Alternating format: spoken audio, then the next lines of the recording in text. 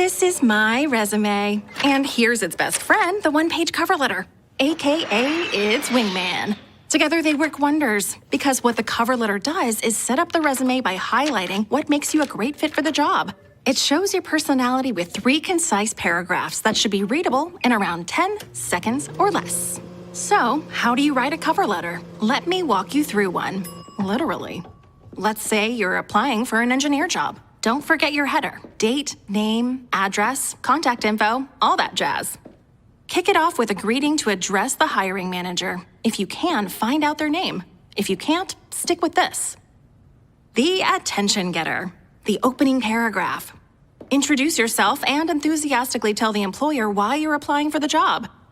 Include why you're excited and how the job lines up with your career goals. Avoid sounding formulaic by adding keywords from the job posting.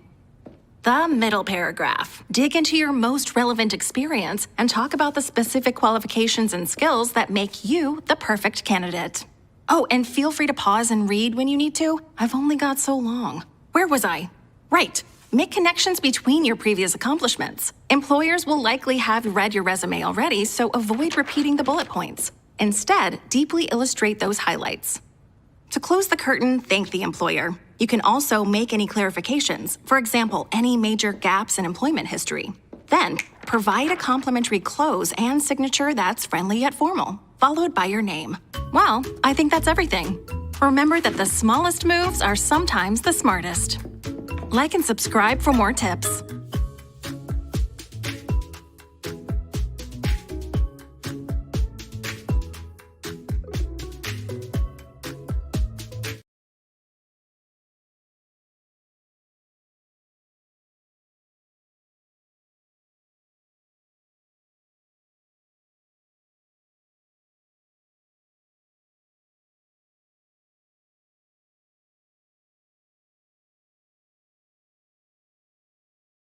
Arguably the most crucial part of the job search, an interview can make or break an opportunity.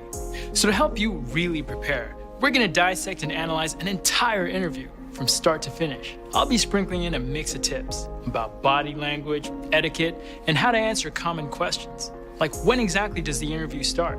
How do you deal with nerves? And how soon can you follow up? For years, athletes have used science and data analysis to improve. Now, we are doing the same for job seekers everywhere. This is Job Science.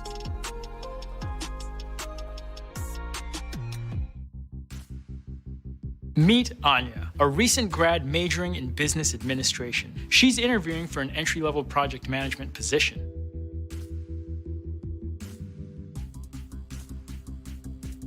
Note her posture. Head up, shoulders pulled back, no slouching, and no laid backness. The interview begins the minute you walk into the building. Anya treats everyone in the office with respect while keeping eye contact. From security personnel to receptionists, anyone you run into on your way in could be asked to give feedback on you. It's normal to be nervous. When nerves kick in, the natural human response is to take short breaths and breathe faster. Stay calm by taking a deep breath before entering. Hold it, count to 3, and then slowly breathe out.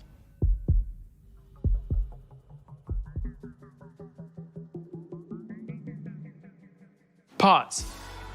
First, ace those introductions. Greet everyone in a way that is authentic to you, like, "Hey, nice to meet you," and then say their name.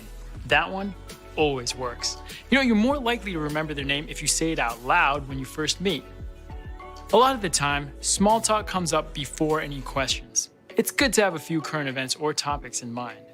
You can't possibly predict what they're gonna ask, but you can practice answering the common ones, like, why do you wanna work here?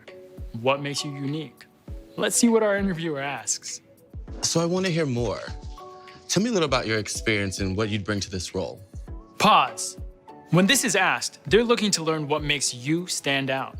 Be honest with your answers. That means having to pause and think for a second. That is all right. Think about your past experiences and how the role lines up with your future goals. It never hurts to be honest. Great question. Ever since I was young, I've always been the organized one in my family. Whether it was helping my parents schedule vacations or color coordinating my closet, Naturally, that lifestyle got me here, project management. I've been a people person for as long as I can remember. Plain and simple, I love team building and making sure everyone has a part. Just the other month. Ooh, just really quick, don't speak negatively about previous places you've worked. Instead, talk about what you've learned. I helped lead a team of 5 to deliver a 3-week sales project a few days ahead of schedule. I'd love to bring these things here. Perfect. A response like this not only answers the question, but also shows off her personality. But remember, there's no one right way to interview and answer questions. Be yourself and let your personality shine. Be aware of your movements. Practice polite, confident body language. Subtly miming your interviewer's posture can actually create a sense of connection. Of all places, unnecessary movements are hard to ignore in an interview. Whether it's tapping your fingers or bouncing your leg, be aware and stay present. Hey, it's been great chatting so far. I guess my last question is, do you have any questions for me? Ooh, this is a hot one. Make sure to have a short list of questions for your employer in your back pocket. Ask the questions you would if you got the job. If tomorrow was your first day, what would you want to know from the manager? Even if you don't have any burning questions, asking a few shows that you did your homework and that you really care. Some include, what do you like best about working here? What are some mistakes people have made in this position? What is a goal you're currently working toward? How will my performance be evaluated? Well, I did read that you're expanding your software team next quarter. I'm curious how you plan to carry that out. The interview isn't actually over. Always follow up within 24 hours with a thank you email to the hiring manager. This can be a quick note simply thanking them for their time, or a longer one that elaborates on some of the things you talked about. It's key to leaving a lasting impression. This was the breakdown of an interview. Till next time.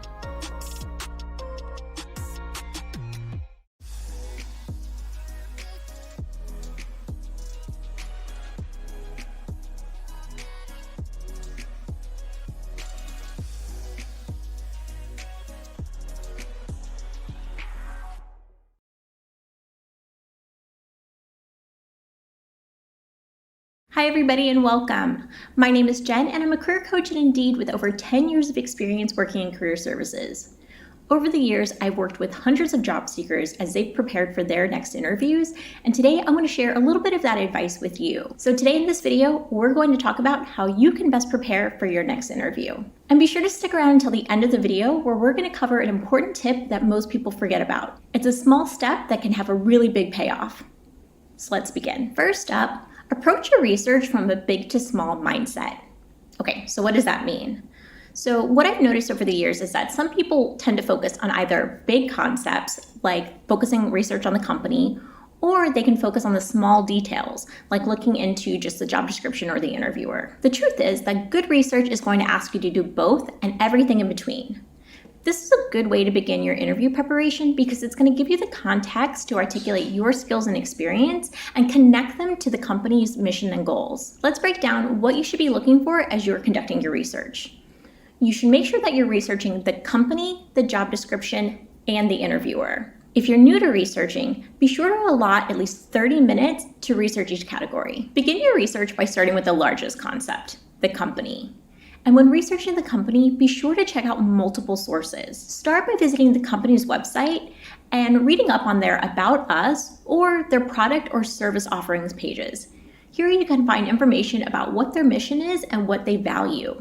You know that you've conducted really good research when you can speak to how your personal goals align with the goals of the company, or how your skill set can be used to support or even better enhance the services that they offer to customers. Once you've heard about the company from their own perspective, do some research into what other people are saying about them. Company pages on Indeed.com are a great place to start to find reviews from current and former employees on hundreds of companies. If you check out this link right here, you can see reviews on what the interview process is like, and you can also see pictures and videos from the company's social media channels. You can highlight your research during the interview by aligning your personal goals to the goals of the company. For example, if during the research you see that the company is active in the community, mention your desire to work with a community-focused organization when they ask you, why do you want to work here? Next, review the job description.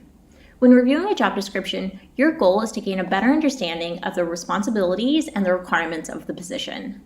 This will ensure that you can articulate how and why you're qualified for this role. Use the information you find in the job description to help you prepare for questions that could be asked to qualify your skills. When you check out the job description, look at the requirements, and then think about questions that the interviewer could ask you.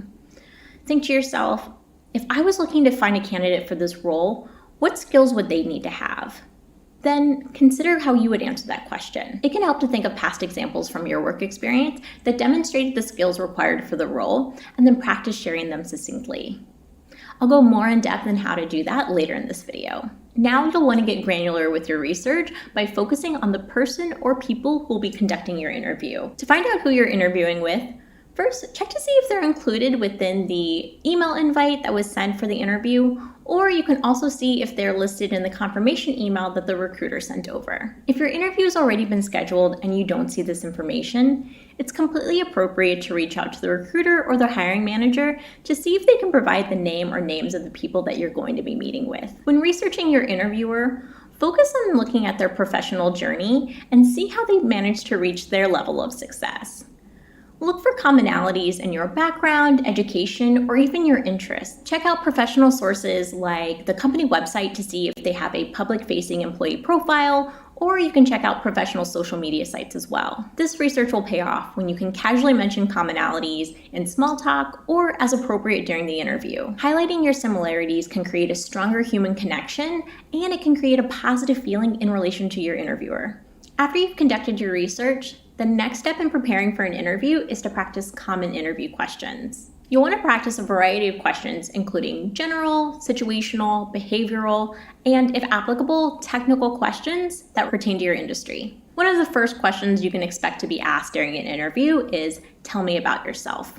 This is your opportunity to give a 2 to 3 minute professional summary about who you are and where you are in your career. We cover this question more in depth in this video right here, so be sure to check it out.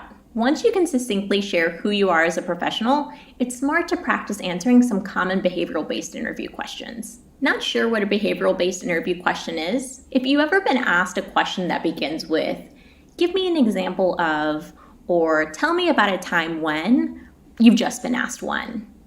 The goal of a behavioral-based interview question is to get a better understanding about what your level of experience is working in certain situations and how you behaved. When answering a behavioral-based interview question, one of the best strategies for formatting your answers is to follow the STAR method. STAR stands for situation, task, action, result.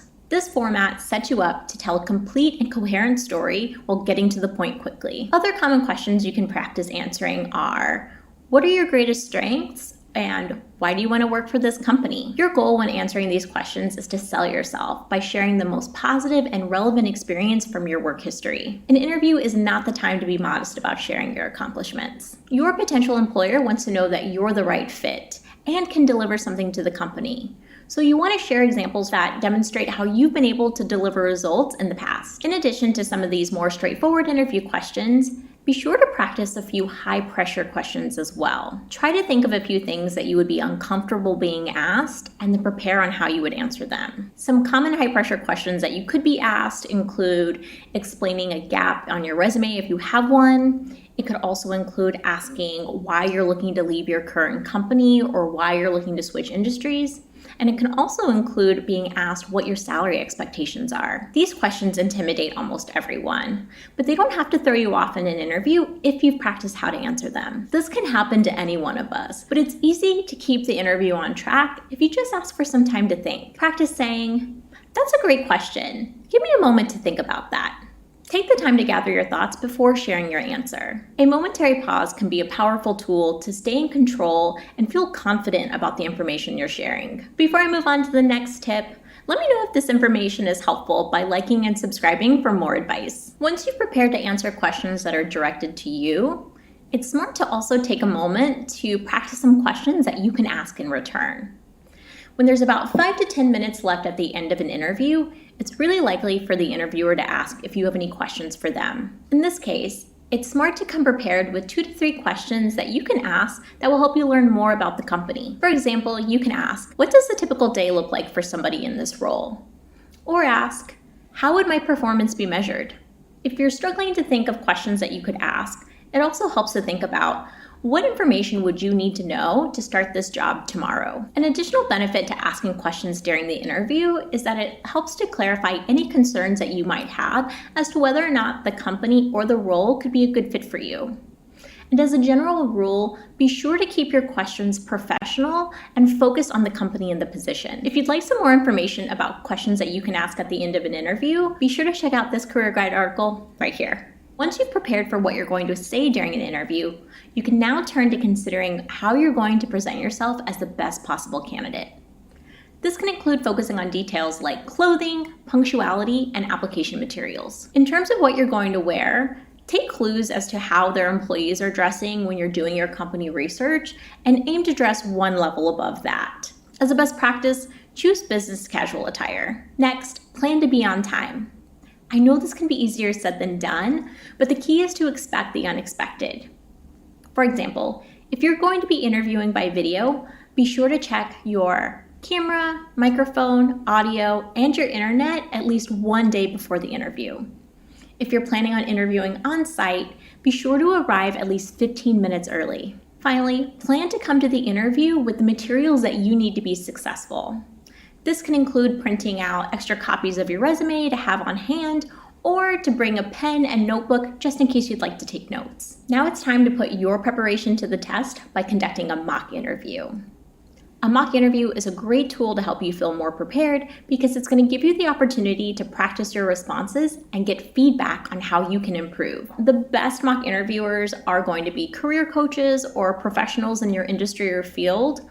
But really, anybody can be a mock interviewer as long as they have a list of related interview questions and they're willing to give you honest feedback about how you can improve your answers. To take your mock interview to the next level, try to mimic the interviewing environment as closely as possible. This includes dressing in the clothes that you would wear the day of the actual interview, bringing those extra copies of your resume or that pen and notebook we talked about, and it can also include imitating the interview setting. For example, if your interview is going to be on-site, try to meet with your mock interviewer in person.